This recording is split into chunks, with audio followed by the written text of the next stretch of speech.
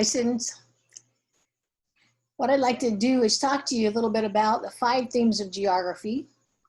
And a fun way for me to talk to you about it is to take you on a flight. I'm going to fly you right down the coast. I'm taking off out of Fullerton, and we're cutting over to the coastline, and we're headed. This picture is between Laguna Beach and Dana Point. So that's my little airplane that I fly. All right, here we go. So these are the 5 themes of geography, and of course I'm going to post this so you don't have to take time to write it down right now. Space, place, region, movement, and then the human environmental relationship. So let me talk to you a little bit about them. I went ahead and put some definitions that are kind of rough, on here. You can dig in a little bit more and define a little bit more as you want. But space, geography is a spatial science. We like to understand where things are taking place, where it happened, and did it happen anywhere else? And if it did, why? And if it didn't, why not?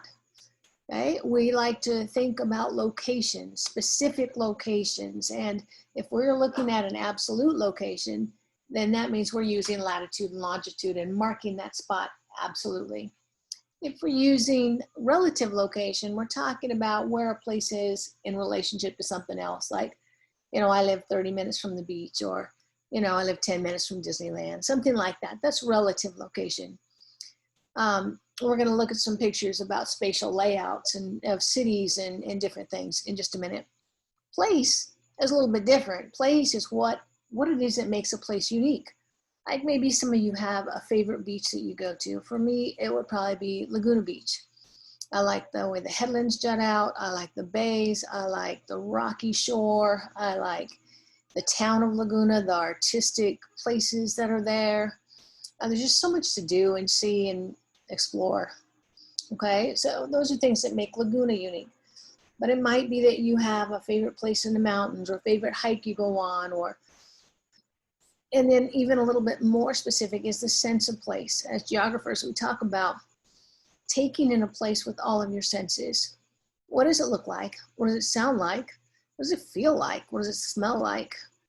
Look at the artisticness of it, or the texture of a place, or however you want to look at it. But you're digging in, being more and more specific to what it makes that place unique. Regions is a way we break down bigger areas into more manageable parts so we can talk about them more. So in a class that's designed around US geography, we would take the United States and divide it up into regions, maybe over on the East Coast first, and then maybe down into the South, and maybe we'd even be more specific with the coastal South versus the inland South. Okay, and then maybe we'd come over to the West Coast and do the Pacific Northwest and so on.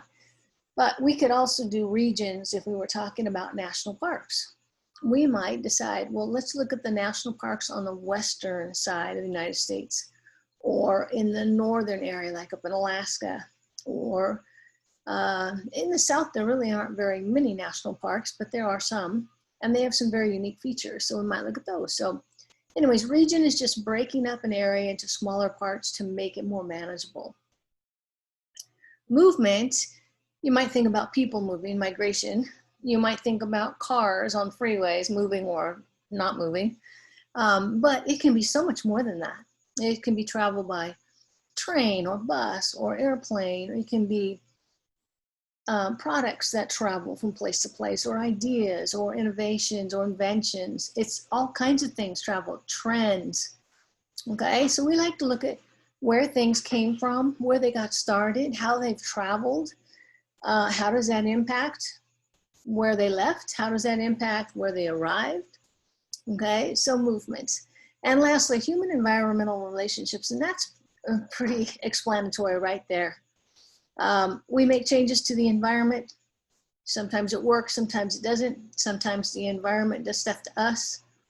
Okay, so let's take a look at some slides. All right, so I learned to fly about 15 years ago, and it was because both of our sons, moved out, one for going away to college and one for a career job. And so we knew they weren't going to be, back and forth, and their friends weren't coming over. It was so quiet. I had empty nest syndrome bad. So I needed something to keep me busy and use a lot of brain power. And I thought, you know, I've always wanted to learn how to fly airplanes. So I did. All right, so we are up flying, and it's really so easy to look at physical landscapes and cultural landscapes and look at the 5 themes from up above. So when we're talking about space, we're talking about spatial layout, how cities are laid out. And this is really fascinating. Look at this pattern, an octagon, and it overlaps with this diamond. And then look at these buildings. They almost look identical. I don't know what they all are for. I don't know what any of them are for. They sure look the same.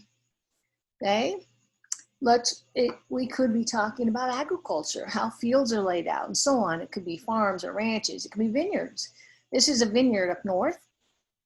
And you can tell where the, lighter colors are. Maybe those are younger plants. These look like they're older plants and so on. There is a creek or a river or a waterway that passes through the region. And so that's going to have some different riparian growth rate in there. Okay. It can also be a cultural landscape, like this is the Shilai Buddhist temple. It's in Hacienda Heights, and it's not far, like about 30 minutes from Cal State. Or maybe not even that far, 15 minutes. Anyways, it is really an interesting place. The physical layout is fascinating. If you see this roadway right around here, it goes all the way around. I kind of cut it off here in the picture, but it is the shape of a lotus leaf. And lotus plants, and especially lotus flowers, are very significant in their culture because a lotus plant grows in the muddiest, murkiest water you can imagine. And then it comes out with this beautiful, perfect flower. And what that is to signify that we're all going to have some times in life that are muddy and murky and all of that, but we can still have this beautiful life that we create. But that's not the only thing here. So this Shilai Buddhist temple is located in the hills. And on the right-hand side, the hills are taller. Those are to represent the dragon. And on the left-hand side, they're lower, and they're to represent the tiger. And both of those are very significant in their culture. Also, when you park down here, as you walk up these stairs, it's to signify that you are ascending. You're leaving the earth and going into a more spiritual realm now. Okay. Also, the way the breeze blows through here, the way the waterfalls, flow and all of that, it's very significant. Okay.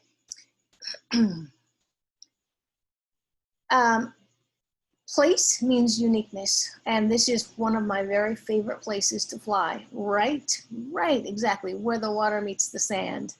Okay, we're so fortunate to be on the West Coast and have beautiful beach areas, and just to go down and listen to the waves and feel the cool breeze and watch a sunset. Very unique places. Another one is, of course, this is the Huntington Beach Pier. And it is piers are unique, and they're great gathering places. People like to come down here on dates and maybe go out to lunch out here at Ruby's, or maybe they just be walking along it, or maybe they've got their bikes with them, or kids on skateboards, or families fishing out here. So it really is a gathering place for a lot of different things. That's what makes it unique. Another unique place, this is just south of Laguna Beach. In an area called Victoria Beach. And it, excuse me, is really unique because this looks like a giant sandcastle right here. And what it is, actually, it's a fancy covering for stairs. I guess if you can afford to live here, you can afford a fancy covering for your stairs. But what is really cool is to be down here, and I have seen brides come down. You come down way over here, and you walk across the sand, which is typically wet and rocky and all of that. And I've seen brides come where they're gathering up their dresses, the big frilly white lacy dresses, coming across this wet sand and then getting right there in that place and taking the most magical pictures. Okay, that is a unique place. Movement. We have a lot of different things moving in this picture. We've got the LA River right here, or part of it anyways. We've got a freeway down here. We've got, this is for railroads right here. So a lot of different movement going on.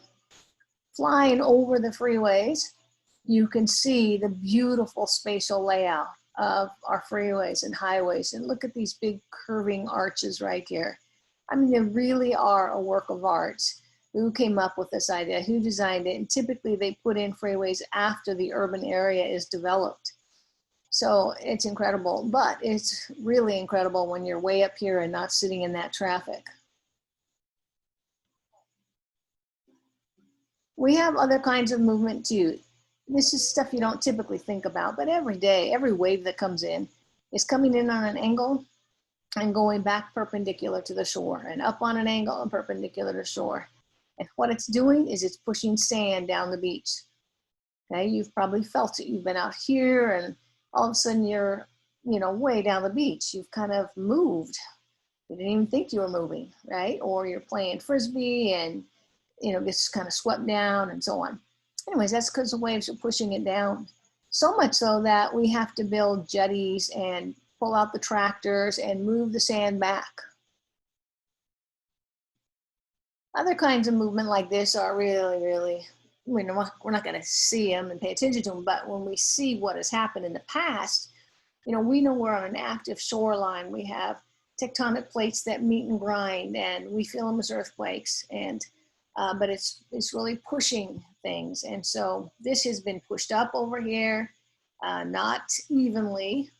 And then also we've had erosion going on. You can see that the waves have eaten away a lot of this part right here. And then of course, we build right out on the very edge of these places. Okay, human environmental impacts right there. Can't you just imagine? Speaking of human and environmental impacts, so this is my house. No, I'm just kidding, of course. This is down on Laguna Beach, and this is a headland, and this is a big, I don't know if it's an apartment complex or condos, I'm not even sure. It looks like it's just teetering up there, doesn't it? Like it's barely balanced. Well, what's going on are the waves crash along the sides and come in and eat out the sides of this headland area. And as it does that, it creates kind of an unstable condition for this house.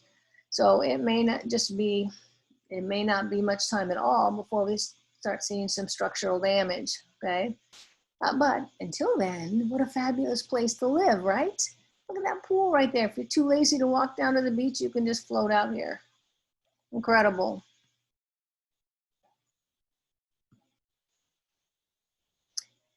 All right, other human environmental impacts. You can just see where the line is for urban development over here. And this is protected land over here. I don't know if it's the Bureau of Land Management or I don't know who owns this land over here. It's nice to have some open space though. Another human environmental impact down in Laguna is that one morning they had a landslide. This gray house used to be up here where the gold one is. The gold one used to be way off the page here. They all came tumbling down this way, pushing all that dirt, debris, plants, and so on, and it collapsed the road right here. Okay, that just drops down. Look at this house right here. It's broken right in half. You see that? Now, the beautiful thing is nobody was hurt, not at all. It was about 8:30 in the morning when this all happened, so maybe they'd all been gone to work and school and so on, but there were no problems with anybody getting hurt.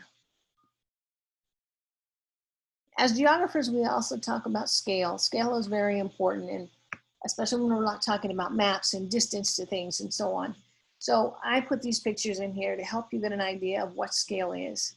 So we are looking at a huge area of land right here, right, with a smaller area of this lighthouse, okay? So that's a large area of land that we have captured here on this slide.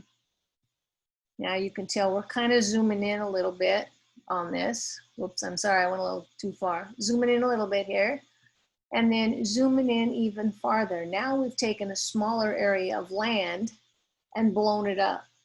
This would be what we call a large scale map. Okay, so if you took an 8.5 by 11 sheet of paper and have a map of the world, and an 8.5 by 11 by sheet of paper and it has a map of Cal State Fullerton, which one would you think is the large scale map? It would be Cal State Fullerton, right? The world we've shrunk down to fit on this map, and the Cal State we've kind of blown up to fit this map, okay? We'll get more into that, but scale is important. Maps are also important. Maps are the language of geographers. So when I see this map, I instantly think of a road trip. I want to go on a road trip so badly right now. I bet you do too. Been confined for a while. But you can see all the highways and roadways and so on. You're probably used to those kind. This is a map that we used to use before GPS came out. And it is a part of a Thomas Guide, which was a notebook of pages that were very efficient, actually. So here's the 91 freeway, I'm sure you're familiar with. And say you want to drive out towards Riverside and you get to this point and go, okay, but now what? There will be a page number right here, and you flip it to that page and it picks up right where you left off, and that will be over here, and you'll just keep going. They're really, really pretty incredible. This is a map for aviation, and Cal State Fullerton is right over here. And here's Fullerton Airport. I've darkened in a little bit for you. And this is Orange County Airport, and this is Ontario Airport. And up here we have Van Nuys Airport, or Burbank Airport. And over here we have LAX.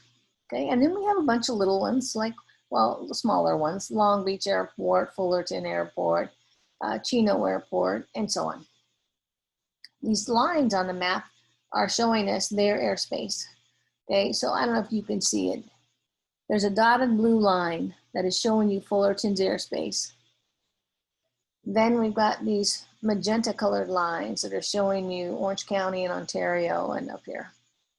Okay, and there's some numbers in here. So see where it says 44 over SFC. SFC stands for surface.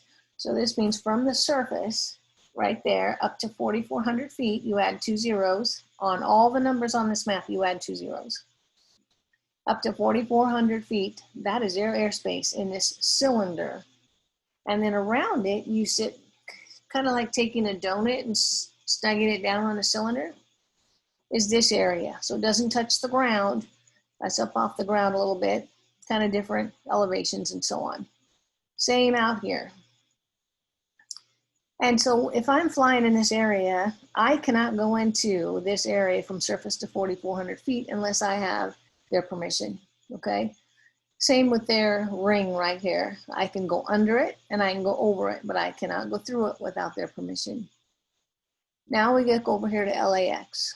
And LAX is a huge airport, and it's very, very busy with all kinds of international flights. They don't want people like me in my little airplane messing around up there. So see all these blue lines all over the place? That's all LAX's airspace.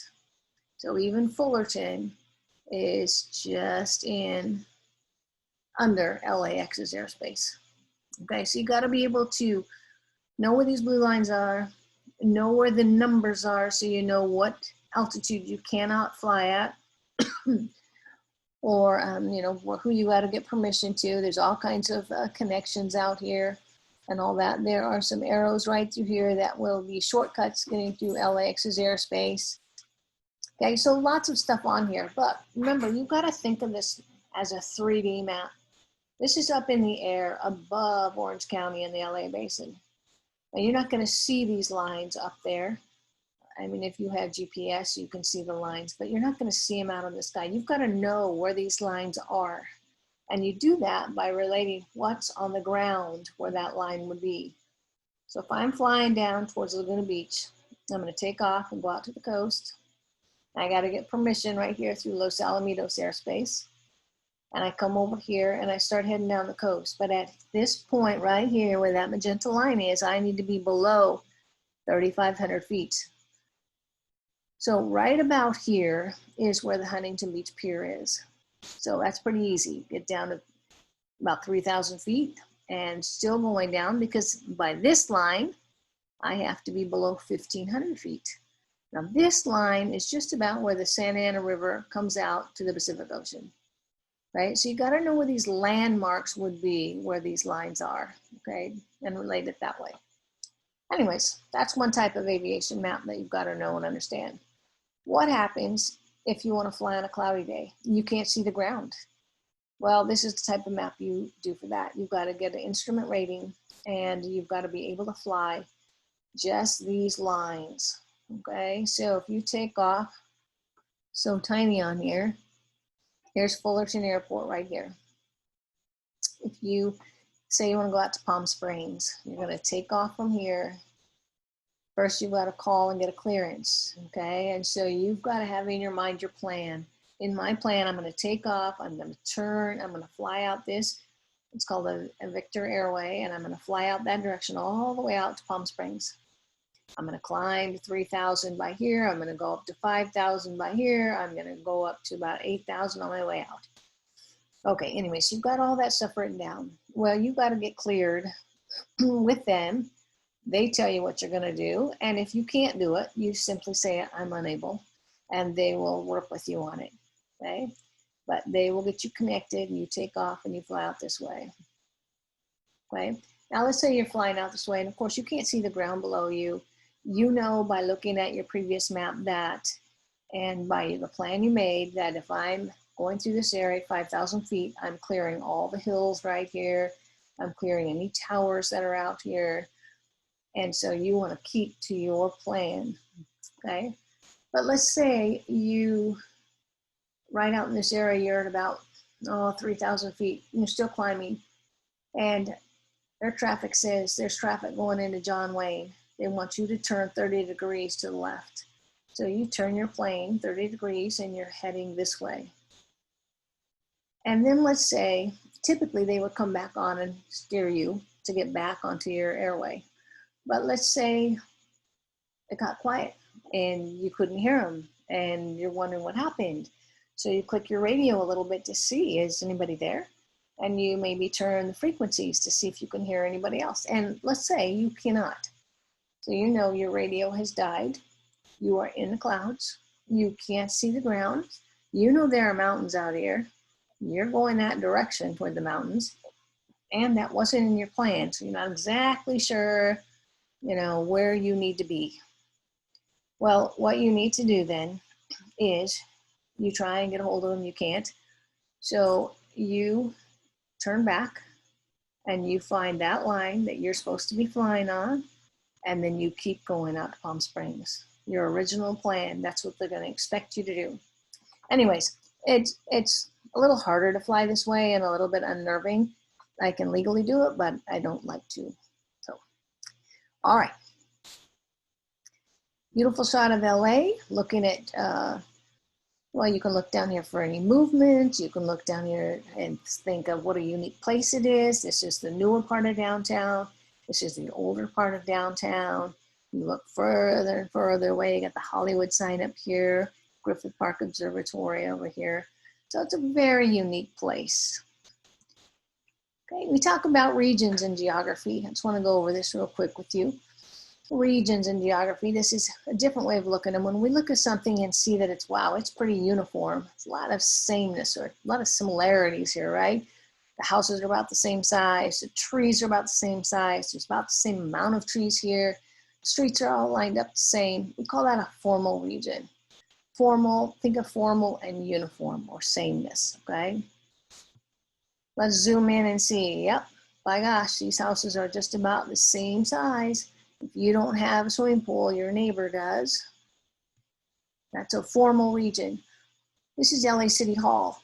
And at LA City Hall, you can do a lot of different things. There are a lot of different services there. You probably have a police substation, a fire substation. You probably have planning and building departments, finance departments, recreation departments, and so on. So you might come here sometime and maybe you're gonna build onto your house. So you need a permit. And I'm gonna sign up somebody for tennis lessons. So I may be here too. And that may be the only thing that you and I have in common, is that we both have come here to do that. That's a functional region, right? Let's take another example of a functional region. say you've come here to watch the Lakers play, and I've only been here to see Dave Matthews play. And that's the only thing that we have in common. That is a functional region. All right, a couple more things real quick. When we're looking at this place, this is an area called La Conchita, and it's on the way to Santa Barbara.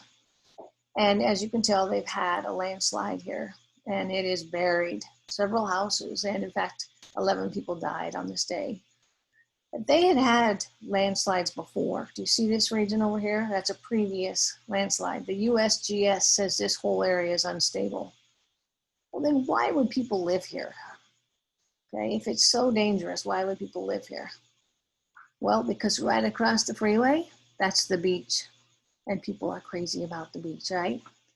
All right, well, let's zoom in just a little bit more. You can see that from a prior landslide, they've built this retaining wall, but it got swallowed up when all of this debris and soil came down. And again, like I said, 11 people lost their life that afternoon. It was like 4:30 in the afternoon. They were just, oh, it just interrupted life, right?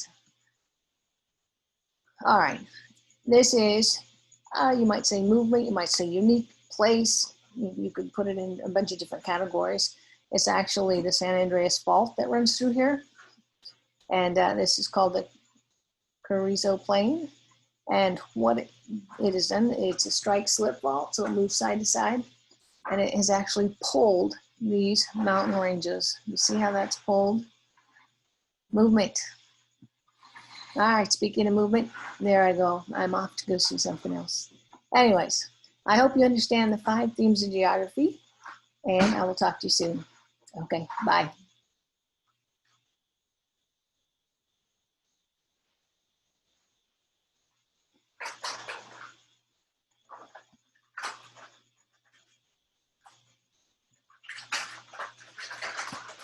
Use the links.